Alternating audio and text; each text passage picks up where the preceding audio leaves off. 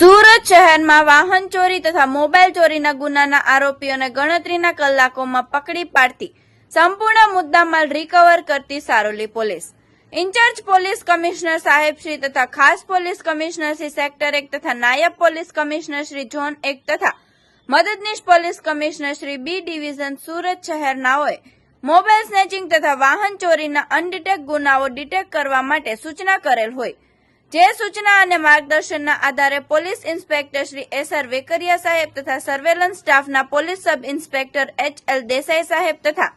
બીજા સર્વેલન્સ સ્ટાફના માણસો સાથે પેટ્રોલિંગમાં હતા। તે દરમિયાન હેડ કોન્સ્ટેબલ પ્રતાપસિંહ વિજુભાઈ તથા હેડ કોન્સ્ટેબલ પ્રકાશભાઈ પ્રેમજીભાઈ તથા પોલીસ કોન્સ્ટેબલ વૈભવભાઈ પદમસિંહભાઈ નાઓને મળેલ સંયુક્ત બાતમી હકીકત આધારે બે ઈસમો નામે રોહિત પરમાર તથા રાહુલ સુરાવત નાઓની પાસેથી એક સ્કાય બ્લુ કલરનો વિવો કંપનીનો વિવો Y22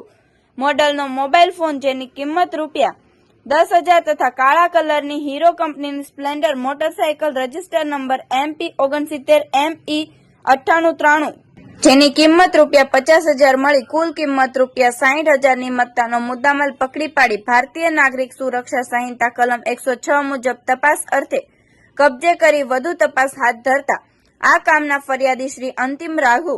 બાનમિયા રહે નવા બંધાતા શ્યામ મલ્ટી બિઝનેસ પાર્ક આશીર્વાદની સામે સણિયા હેમાદ ગામ સારોલી સુરત નાઓની માલિકીની હીરો સ્પ્લેન્ડર કાળા કલરની જેનો રજીસ્ટર નંબર MP69ME9893 જેની કિંમત ₹50,000ની તારીખ 26/5/2025ના 12 વાગ્યાથી 1:30 વાગ્યા દરમિયાન શ્યામ મલ્ટી બિઝનેસ પાર્ક આશીર્વાદની સામે સણિયા હેમાદ ગામ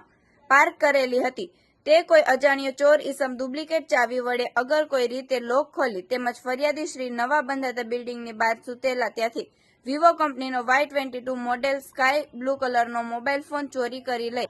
ગુનો કરેલ હોય જે બાબતે સારોલી પોલીસ સ્ટેશનમાં ભારતીય ન્યાય સંહિતા 2023ની કલમ 303(2) 54 મુજબનો ગુનો રજીસ્ટર કરી કાયદેસરની કાર્યવાહી હાથ ધરવામાં આવેલ।